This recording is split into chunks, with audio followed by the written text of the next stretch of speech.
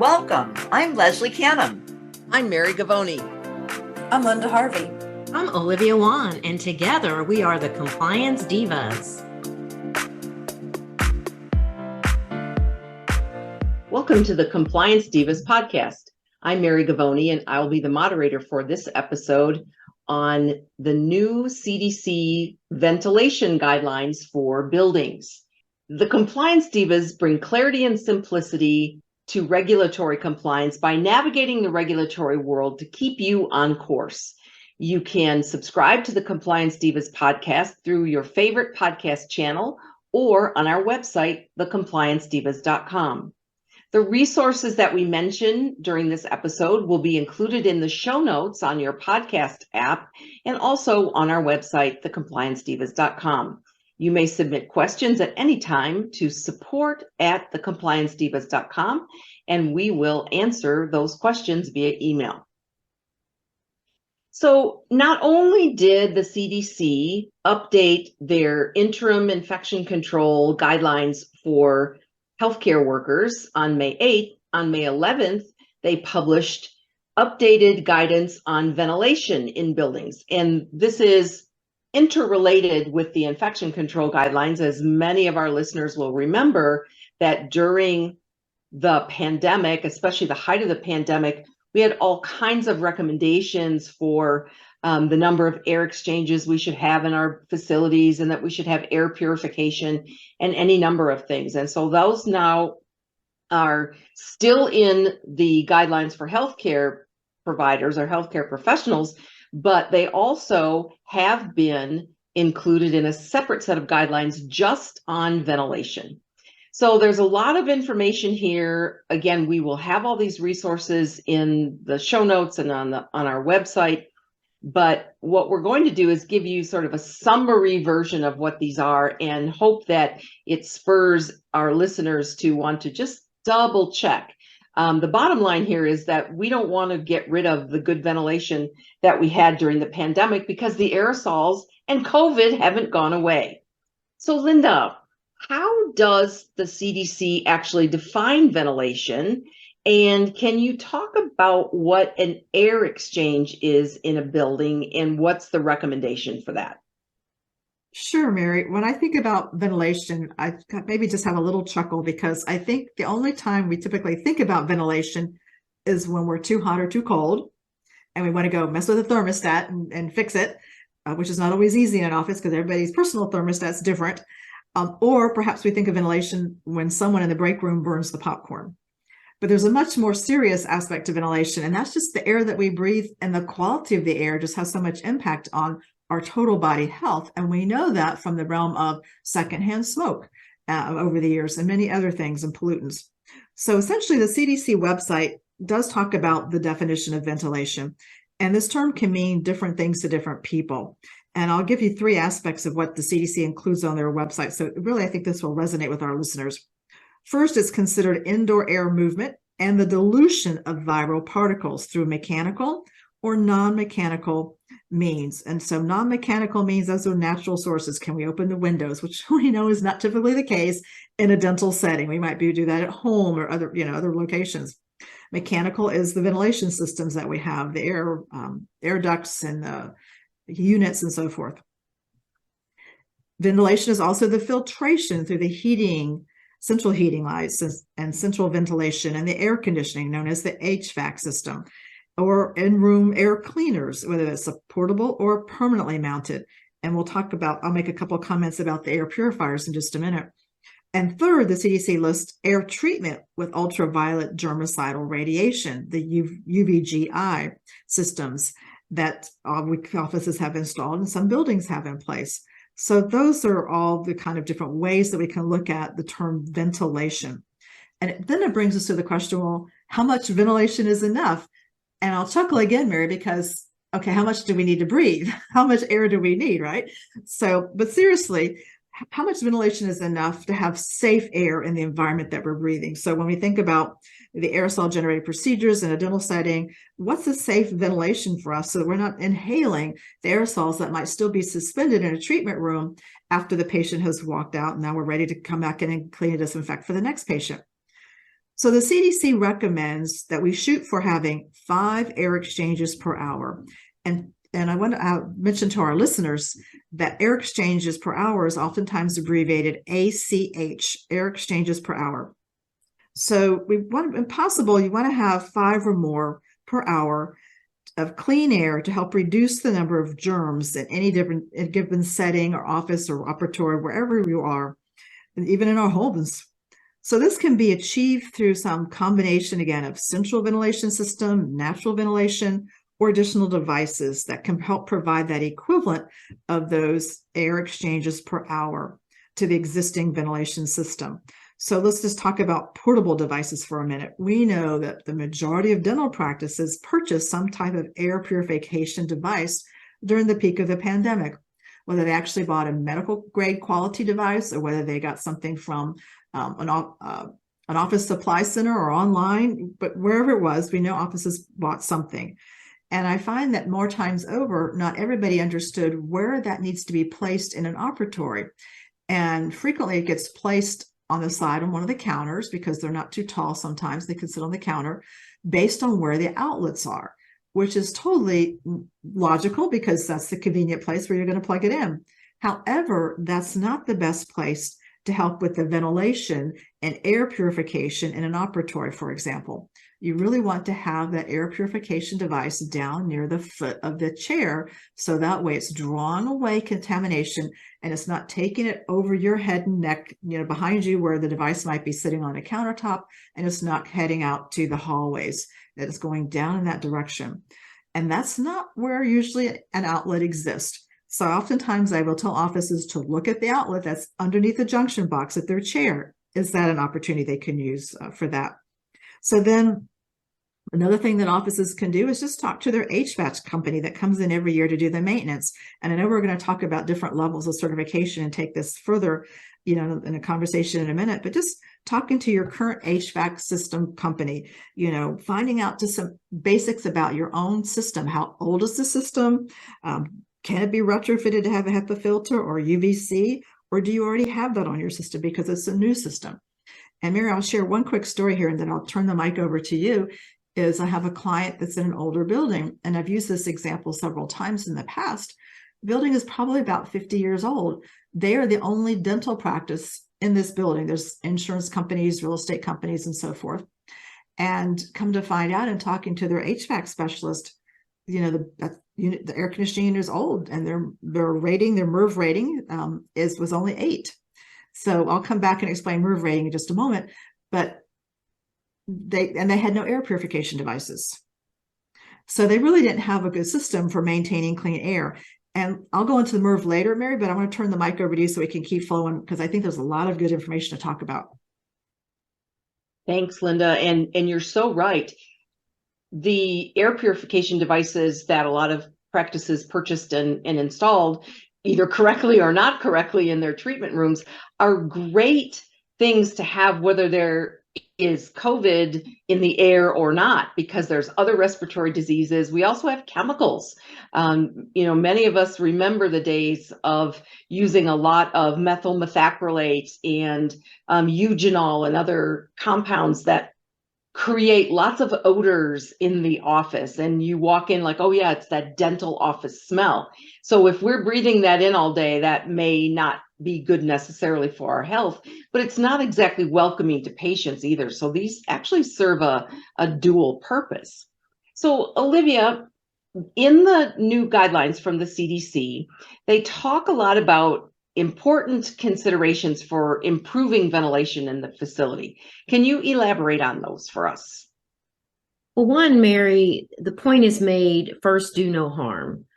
If the dental office is owned by the dentist, the building itself, then these would be considerations for them to be very proactive in.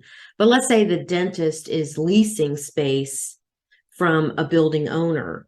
Well, that's also true. First, do no harm. So this is a good discussion for the dentist to have with the building owner to find out what types of strategies are being considered to improve indoor air quality. because the fact is airborne viral particles spread between people more readily when they're inside rather than being in the outdoors. And so the concentration of these viral particles is often much higher when you are inside a building. So I was looking at some information that was published that, and I remember this having grown up in the 70s and early 80s. You know, in the 70s, we had the energy crisis.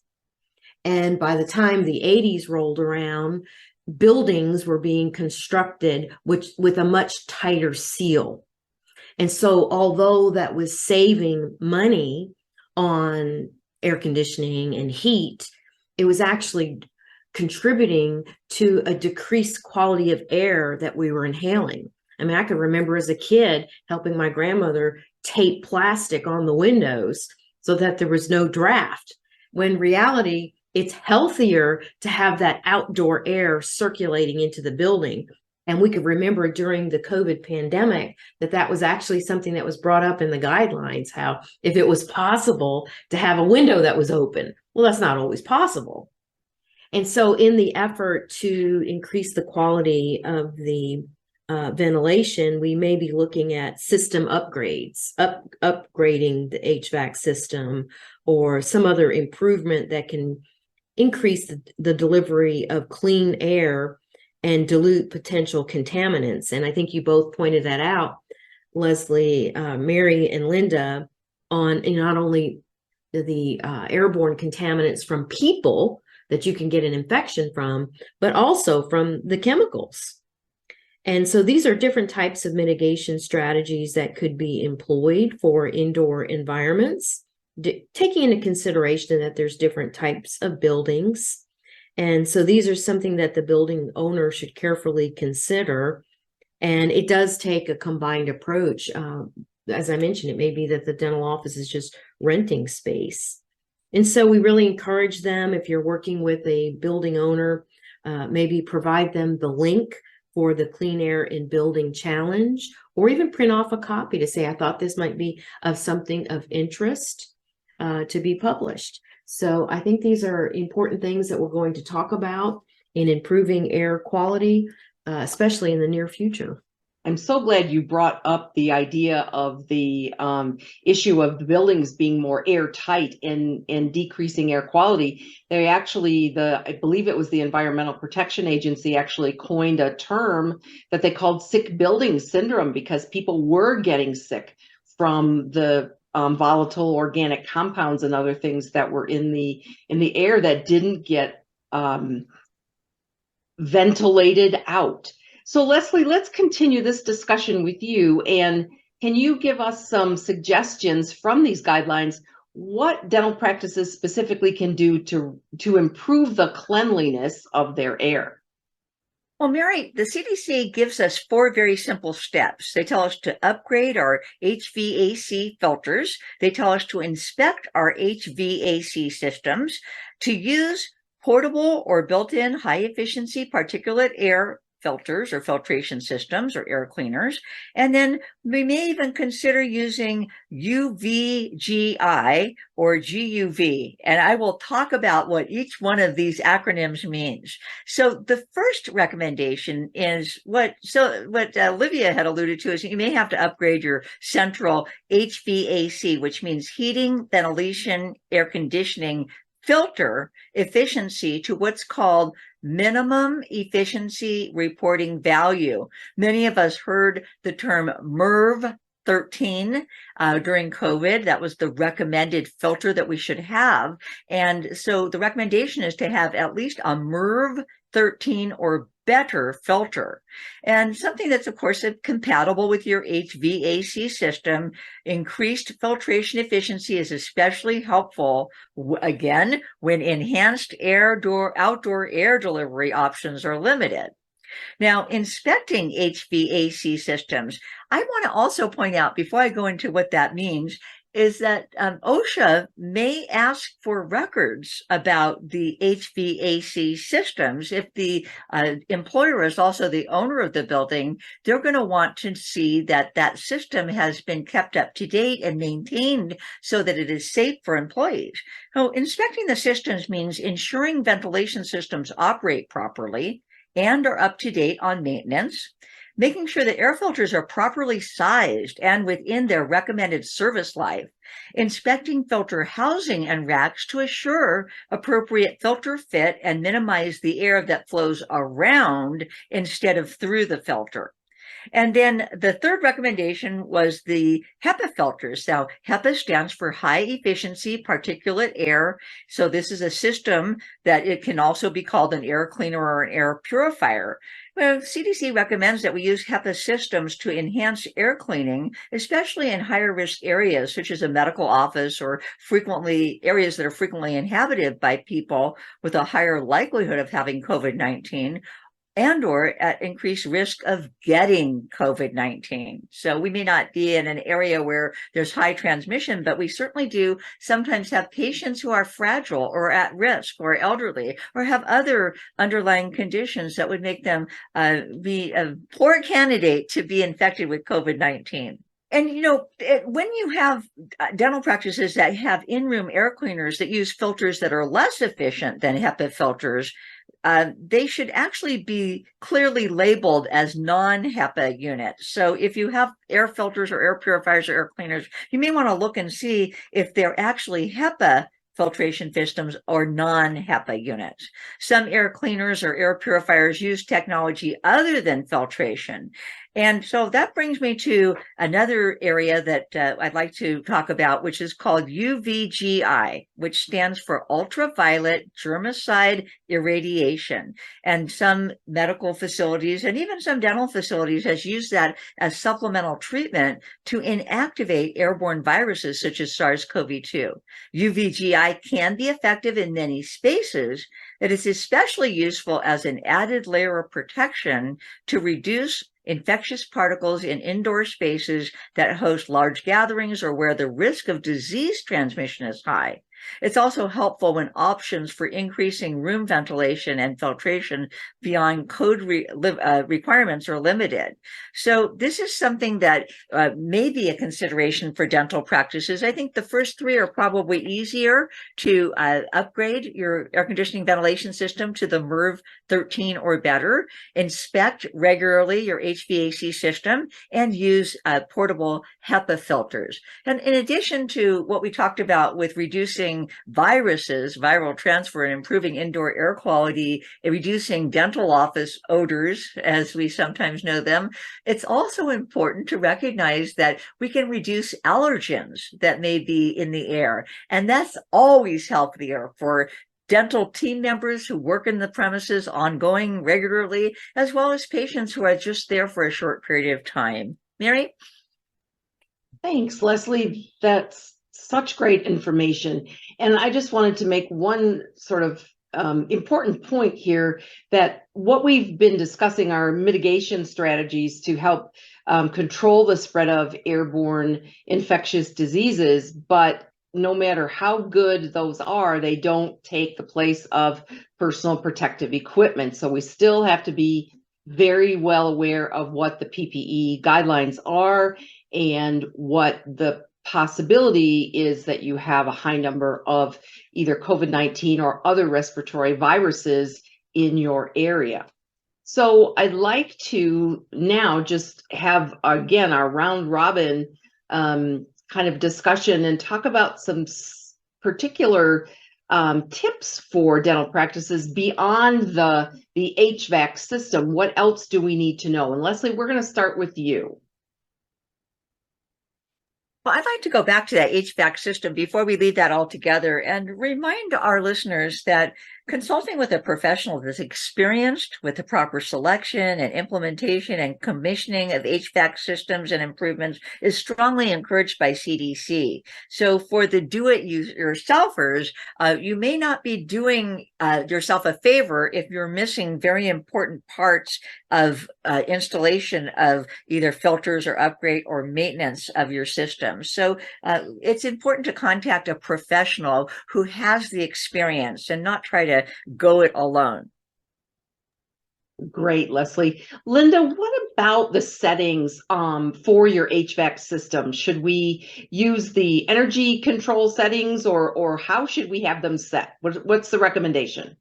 Well, Mary, this is one thing that CDC came out and talked about during the height of the pandemic and said that we really should set our system to auto and leave it there, because if we're constantly adjusting the thermostat and changing it, we're not getting the airflow that we need, and we have good airflow, during the day, not at night when it's not on, or on the weekends. And I understand the need to be budget conscious, but we want to also be careful that when we do these things, we're losing out on the opportunity to have better air exchanges and keep the office as clean as we'd like it to be, considering how well we're taking time to clean and disinfect all the clinical contact surfaces and housekeeping surfaces. And then I would also like to say that it's important that you continue to use the portable air cleaners that we used, or the purifiers rather, that we used during the pandemic. Please don't put those away. It's important to keep those. I know we're no longer under the public health emergency, but that doesn't mean that COVID's gone. It doesn't mean that the good practices that we put in place previously don't still have meaning and aren't important now, because there are other airborne transmitted diseases, Mary. Absolutely, Linda. And I think if we've learned nothing else during the pandemic about healthy environments, is that we really do need to pay attention to the ventilation and the air purification. There have been cases of dentists who have been diagnosed with idiopathic pulmonary fibrosis, where they've been exposed to silica and other types of dust in the offices that probably could have been filtered out.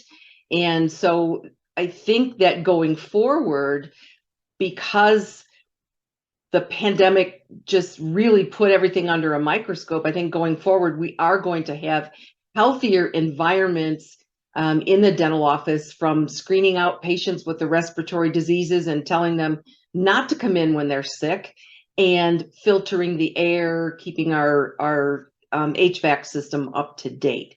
So I don't believe that as a result of these guidelines being released, that there will be major changes that our practices need to do in their, or listeners need to do in their facilities. But again, just keeping in mind that we're certainly not all the way done with COVID, and going forward, we need to, again, be more cognizant of what are the health hazards to all of us in the practice. So we thank you for listening. We hope that you'll join us for our next episode. The Compliance Divas bring clarity and simplicity to compliance by navigating regulatory compliance to keep you on course. If you have questions, please submit them by email to support@thecompliancedivas.com. And all the resources that we've talked about today will be included in the show notes and will be on our podcast website, thecompliancedivas.com. Again, thanks for listening. We'll see you next time.